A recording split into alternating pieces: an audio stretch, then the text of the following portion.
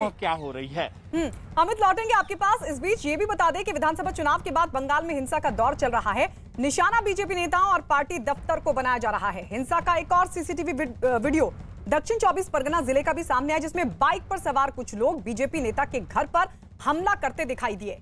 Bike सवार लोग मकान पर ताबड़तोड़ पथराव बरसाते नजर आए। ये देखिए तस्वीर हम आपको दिखा रहे हैं, सीसीटीवी फुटेज जिसमें कुछ बाइक पर सवार लोग पहुंचते हैं और जानकारी ये कि ताबड़तोड़ हमला किया जाता है।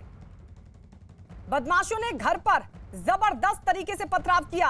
ये दक्षिण 24 परगना की तस्वीर हम आपको दिखा रहे हैं। बंगाल में हिंसा और बवाल के बीच ये एक और वीडियो सामने आया। कल भी एक वीडियो सामने आया था जिसमें बीजेपी कार्यकर्ता के घर पर बमबाजी भी हुई थी। ये देखिए किस तरीके से पथराव किया गया। बाइक पर सवार होकर ये लोग पहुंचे। सबसे बड़ा सवाल यही है कि प्रशासन क्या कर रहा है, शासन क्या कर रहा है, एडमिनिस्ट्रेशन आखिर क्यों इस पूरे मामले को गंभीरता से नहीं लेता। भले ही ये कार्यकर्ता बीजेपी के ना हो, लेकिन आम लोगों पर भी क्यों हमले हो रहे हैं, इस तरह के हालात क्यों बन रहे हैं, क्यों कानून व्यवस्था ट्रैक पर नहीं है, आखिर क्यों इस तरह के हालात, और इस तरह के हालात के लिए जिम्मेदार कौन।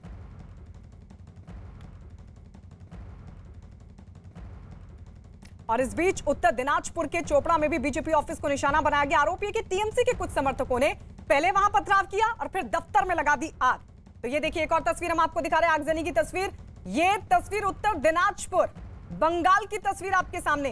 जबरदस्त तरीके से बीजेपी ऑफिस में आगजनी को अंजाम दिया गया और आरोप टीएमसी कार्यकर्ताओं पर लगा है। एक घटना नहीं है, दो घटना नहीं है, नतीजे आने के बाद से लगातार इस तरह की तस्वीरें सामने आ रही हैं और सवाल यह खड़ा होता है कि इस तरह के हालात आखिर क्यों बन रहे हैं। उधर गृह मंत्रालय की तरफ से भी रिपोर्ट तलब की गई है राज्य सरकार से, लेकिन बड़ा सवाल यह कि राज्य सरकार क्या गंभीरता से ले रही है। आशिका, आपके पास आते हुए इसी सवाल के साथ, राज्य सरकार इसको गंभीरता से ले भी रही है, क्योंकि गृह मंत्रालय तो रिपोर्ट तलब कर रहा है राज्य सरकार से। देखिए, गवर्नर ने जो है वो राज्य सरकार के अधिकारियों को तलब किया है, डीजी को, पुलिस कमिश्नर को। इससे पहले ममता बनर्जी से कल जब मुलाकात हुई, करीब 1 घंटे की मुलाकात में बार बार ये मुद्दा उठाया है।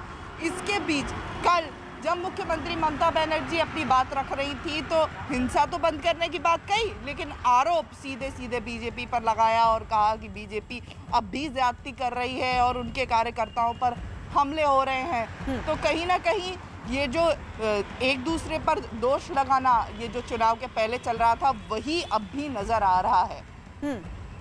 अमित, जरा ये बताइए, राज्य सरकार तो ले ही नहीं रही है गंभीरता से। आशिका बता रही है 24 घंटे से ज्यादा का वक्त हो चुका है, एक घटना हो जिस पर कार्रवाई की हो राज्य सरकार ने। और कल तो हम देख रहे थे कई कार्यकर्ताओं की तरफ से तो ये भी आरोप लग रहा था कि पुलिस वहां पर मौजूद थी, उसके बावजूद भी उन पर हमला किया जा रहा था और पुलिस रोक नहीं रही थी। ऐसे में गृह मंत्रालय अब क्या करेगा?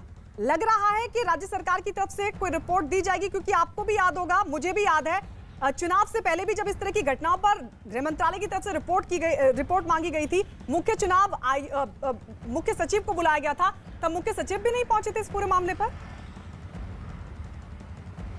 देखिए, उस वक्त परिस्थिति दूसरी थी, आज परिस्थिति दूसरी है। ये चुनाव के बाद का माहौल और हिंसा की घटना हुई है, तो गृह मंत्रालय चूंकि हर राज्य में कानून व्यवस्था सुनिश्चित की जा सके, इस पर गृह मंत्रालय नजर रखता है। और जब भी बिगड़ती है स्थिति तो गृह मंत्रालय संबंधित राज्यों से रिपोर्ट तलब करता है और इसी क्रम में पश्चिम बंगाल सरकार से तलब किया है गृह मंत्रालय ने। और हमें ये उम्मीद की जानी चाहिए कि अब इस बार जरूर ये जवाब आना चाहिए प्रदेश सरकार की ओर से, डीजीपी की ओर से, चीफ सेक्रेटरी की ओर से, आखिरकार किन परिस्थितियों में हिंसा हुई और सबसे जरूरी चीज कार्रवाई क्या की जा रही है। क्योंकि राज्यपाल भी डीजीपी और चीफ सेक्रेटरी को समन कर चुके हैं और उनसे जानकारी यहां पर मांग चुके हैं। तो बेहद गंभीर है यहां पर, और अगर आज नहीं जवाब मिलता प्रदेश सरकार की ओर से तो ये उम्मीद कर सकते हैं कि अधिकारियों को भी तलब किया जा सकता है।